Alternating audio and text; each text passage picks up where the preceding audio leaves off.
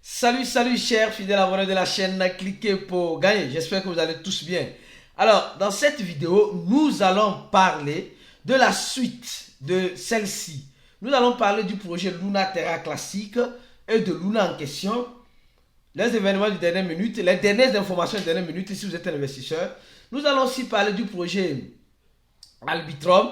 Si vous êtes aussi un investisseur, mes frères et sœurs, vous devez regarder cette vidéo-là. Parce que l'heure est grave. Oui, l'heure est grave. En quel sens vous allez comprendre? Alors, nous allons aussi parler des banques, nous allons parler de Coinbase, nous allons parler un peu de la Centrafrique et bien d'autres choses.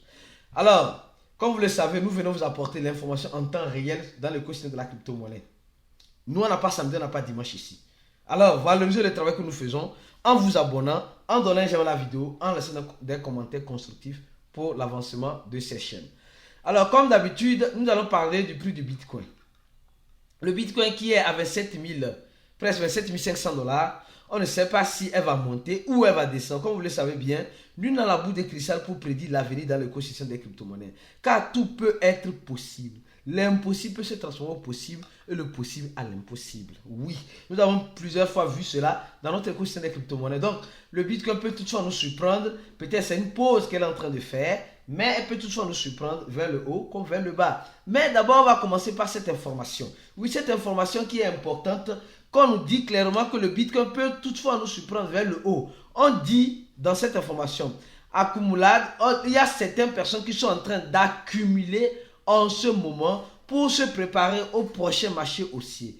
Malheureusement, il y a certaines personnes, c'est en ce moment-là que eux ils sont en train de vendre leurs crypto-monnaies parce qu'ils se disent l'incertitude règne. Au même moment que vous êtes en train de vendre, au même moment quelqu'un est en train d'acheter. Vous devez comprendre ça comme cela. Donc, si toi tu paniques, tu cours pour vendre, au même moment, il y a des sociétés comme Galaxy Digital qui sont des grosses boîtes, des grosses boîtes d'investissement qui sont en train d'investir en ce moment dur et fort dans les crypto-monnaies. Ils sont en train d'accumuler. Ils sont en train d'accumuler leur investissement en crypto-monnaie et ils disent simplement qu'ils sont en train de préparer le...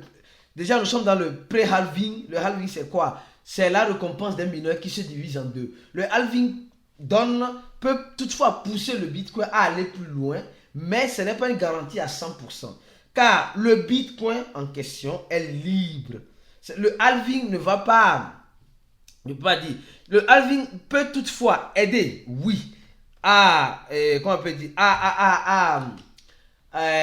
oui, à l'adoption, à la rareté, surtout à la rareté, parce que la vie va diviser la récompense des mineurs en deux. Donc, la rareté. Donc, qui parle de rareté, bon, s'il y a l'offre et la demande, vous comprenez ce qui va se passer. Donc, au même moment, plusieurs personnes sont en train de se préparer pour le halving en faisant quoi? En amassant dans ce marché baissier pour d'autres les crypto-monnaies, surtout le Bitcoin.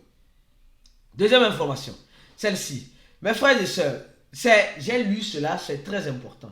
La crise bancaire qui ose encore miser sur les banques en bourse. Oui, qui ose. Oui, nous sommes en train de voir que face à cette crise, nous sommes en train de voir, excusez-moi le terme, le dessous des banques.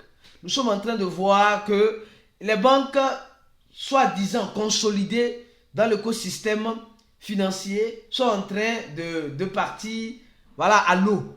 Et les gouvernements sont en train de faire de leur mieux pour sauver ces banques-là. Mais dans ce système de sauvetage, franchement, les choses ne vont pas. C'est effet domino. Quand une banque tombe, l'autre tombe. Donc, je vous jure que préparez-vous. Si vous avez de l'argent sur votre compte bancaire, préparez-vous au pire. Car, bon, on est déjà dans le pire ou bien. Le pire peut encore arriver, plus que ça. On dit, le pire est-il déjà passé? C'était passé en 2008. Et ils ont essayé de calmer en imprimant encore. Cette fois-ci, on est encore dans le pire. Est-ce que c'est déjà passé? Dans l'article, on dit, ce n'est pas encore passé. Ce n'est pas encore passé. Vous serez surpris d'être étonné que, voilà. Alors, on nous dit, et si le pire est passé, est-ce que le pire est passé pour les actions? Non aussi, ce n'est pas passé aussi. Donc, mes frères et sœurs, on regarde ici les banques européennes les plus recommandées. Voilà, mais on dit c'est recommandé. Mais ce n'est pas recommandé. Ce n'est pas recommandé. Aucune banque n'est recommandée, les gars. Soyez prudents. Tout ce que je vous dirais, c'est d'être prudent. très prudent. Alors, moi, je continue lentement et sûrement ma vidéo. Alors, maintenant, on va parler de quoi? On va parler de Coinbase. Oui, Coinbase. Vous voyez, les politiciens là, hein, ils ont besoin de nous, nous avons besoin d'eux. C'est nous qui faisons les politiciens, c'est eux qui font l'avancement de nos désirs, de nos lois. Nous sommes en train de voir que Coinbase est en train de faire le FTX V2. Le V2 de FTX, c'est quoi? C'est FTX a financé, a sponsorisé beaucoup de candidats aux élections. Et ces élections ont été gagnées en ce moment par ces candidats-là. Et moi, je dis aussi une fois de plus, si vous avez un candidat, je dis bien, je fais un appel, si vous avez un candidat où vous voulez voter pour voilà, la présidence ou pour le Sénat ou je ne sais pas quoi, pour la mairie, demandez à savoir si ce candidat-là a dans son programme un projet de loi face aux crypto-monnaies. S'il a un projet de loi face aux crypto-monnaies, alors mes frères, mes soeurs, envoyez-moi juste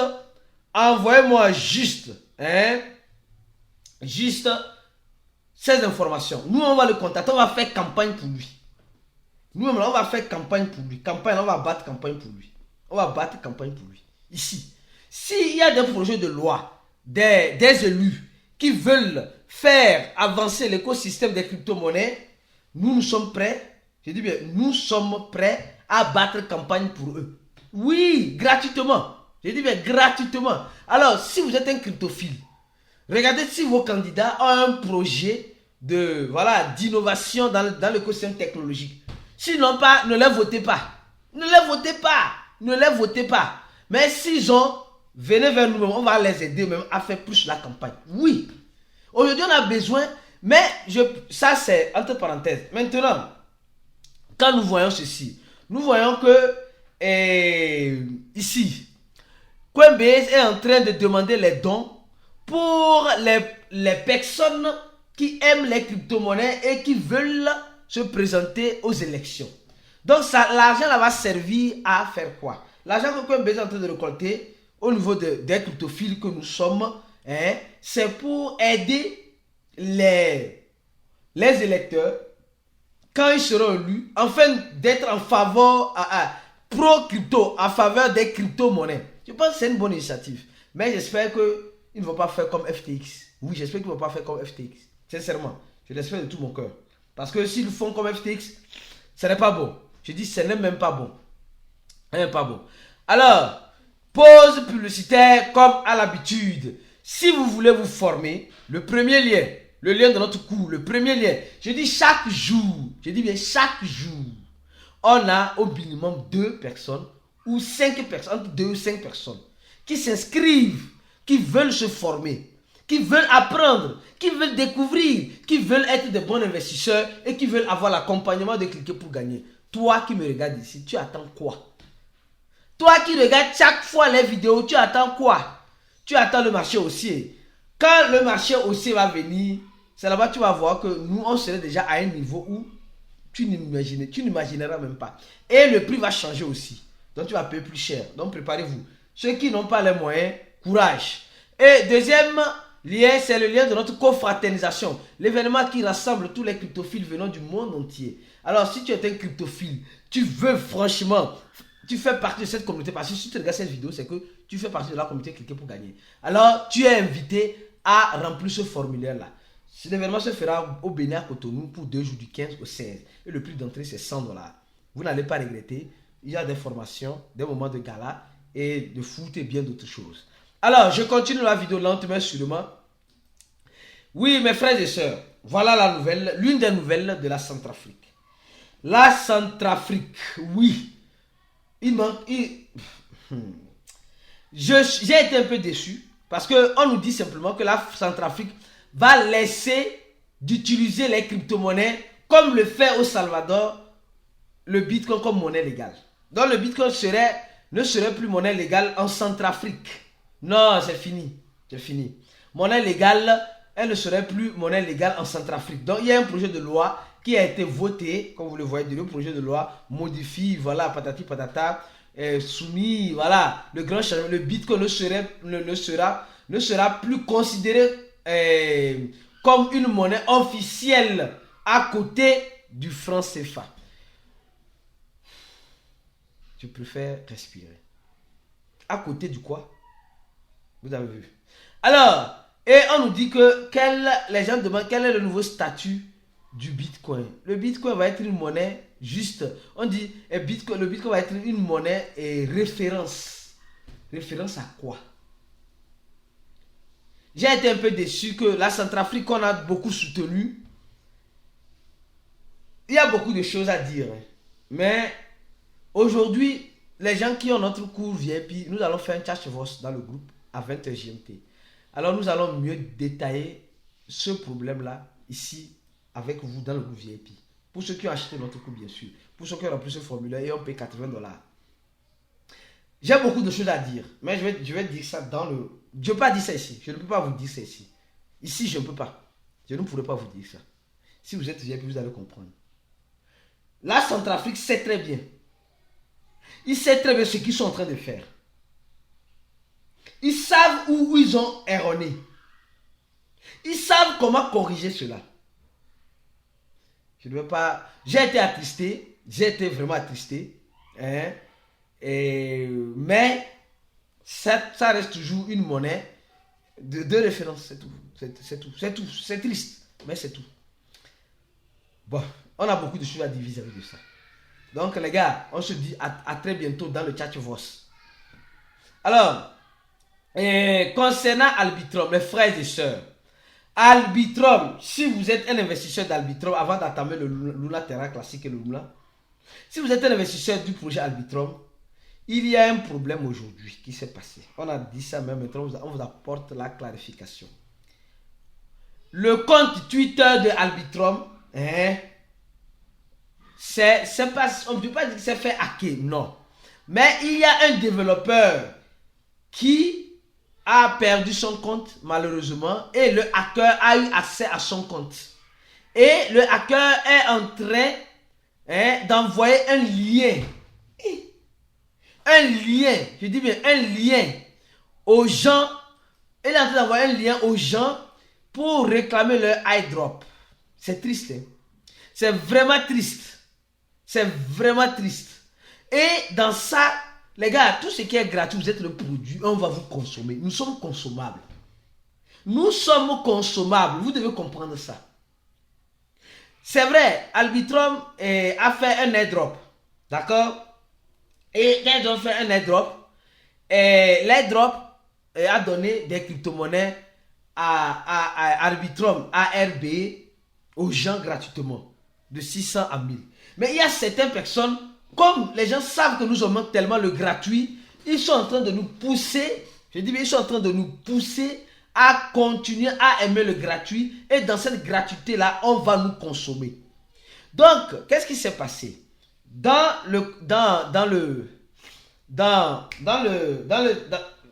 Discord de Arbitrum, il y a un administrateur qui a perdu son compte face à un hacker. Donc l'administrateur parle, mais ce n'est pas lui, c'est le hacker qui a son compte. Et il envoie un lien sur lequel il dit aux gens d'appuyer et de réclamer leurs fonds. Et les gens ont fait, certains ont déjà fait cela. Peut-être toi qui me regardes, tu n'as pas encore fait. Ne fais pas ça. Et après maintenant, quand on accède au site arbitrum.io, le hacker, il a mis, c'est pas moi, en une langue, je sais même pas. Il dit demande pardon à Dieu. Bon, vous savez, les hackers aiment s'amuser comme cela. Ils aiment s'amuser. Ils adorent ça, ils adorent l'amusement. Donc, ce que nous sommes en train de voir ici, les gars, si vous voulez avoir accès au vrai site de Arbitrum, là, évitez tout type de site, s'il vous plaît. Et allez-y sur CoinGecko ou CoinMarketCap ou CoinPaprika, un site de cotation, vous tapez Arbitrum, vous allez sur site. Vous allez voir, il y a arbitrum.io. Arbitrum.io. Certes, qui est le site officiel d'Arbitrum. D'accord? Et il y a ici arbitrum.fondation. Faites très attention. Et n'essayez pas, franchement. Les gens sont en train de partager certains liens de parrainage que tu parraines telle personne, tu parraines 6 personnes, tu as 1000 Arbitrum, tu fais ça et les gens connectent tout cela à leur wallet et malheureusement, ils sont en train de faire quoi? Ils sont en train de perdre leurs fonds. Leurs fonds. Les gens vont perdre encore plus. Donc évitez, même si comme on dit pour réclamer ton airdrop là, allez sur le site officiel Arbitrum, arbitrum.fondation. Fondation, regarde comment c'est écrit. Et vous connectez votre wallet. Là, vous êtes en sécurité. Mais si vous voulez vous amuser avec les autres liens là, on va vous libérer. Vous allez perdre vos fonds. Préparez-vous. Moi, j'ai déjà passé l'information. Je suis sûr que vous avez compris. On continue avec Luna Terra. Mes frères et sœurs, vous avez regardé cette vidéo là ou bien celle-ci. Nouvelle importante, Luna Terra classique ou bien. Oui, maintenant c'est l'urgence. Ce qui se passe, c'est que voilà, on a encore plus d'informations que je vais vous apporter. On nous dit simplement que le fondateur de Luna Terra, ceux qui ont regardé cette vidéo là, vous allez comprendre, c'est la suite. Je dis bien, c'est la suite logique. Il a été arrêté, je dis bien, il a été arrêté en allant où? À Dubaï. D'abord, donc, il allait où? À Dubaï. D'accord? Et il avait, on dit, des faux documents de Costa Rica. Et voilà, de Costa Rica. Voilà, Costa Rica. Voilà. Donc, alors, on me dit les faux documents. Mais comment il a fait pour arriver à Monténégro avec ces documents-là? Donc, ces documents étaient faux quand il rentrait. C'est maintenant quand il sortait qu'on remarque que c'est faux. Je ne crois pas. Ici, on nous ment. Ici, je suis sûr qu'on nous ment. On l'a arrêté parce qu'on l'a reconnu. Et parce qu'on a décidé de l'arrêter. D'accord?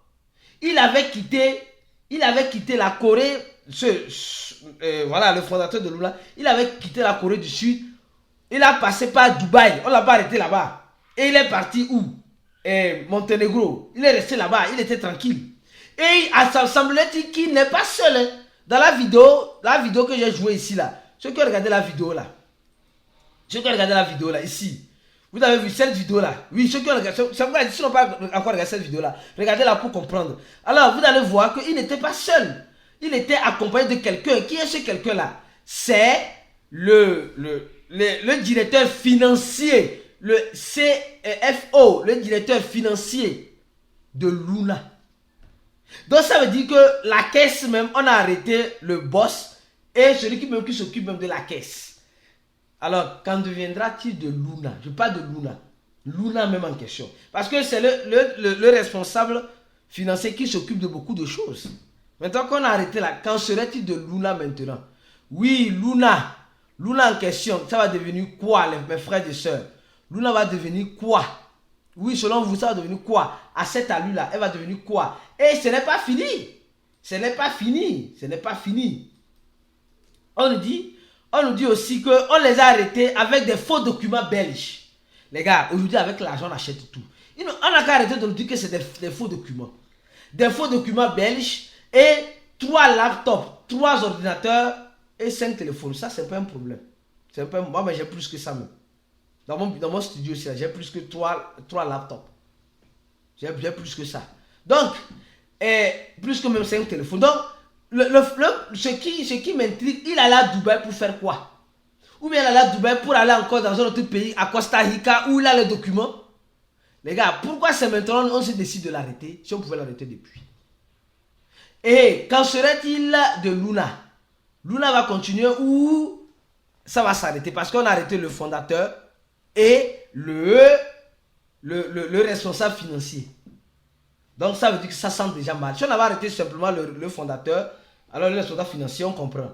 Mais on a arrêté les deux. Les deux pions importantes du projet Luna Terra, bien sûr ce n'est plus le classique, ont été arrêtés. Quand serait-il du projet? Restez connectés pour la suite. On se dit à la prochaine vidéo et ciao.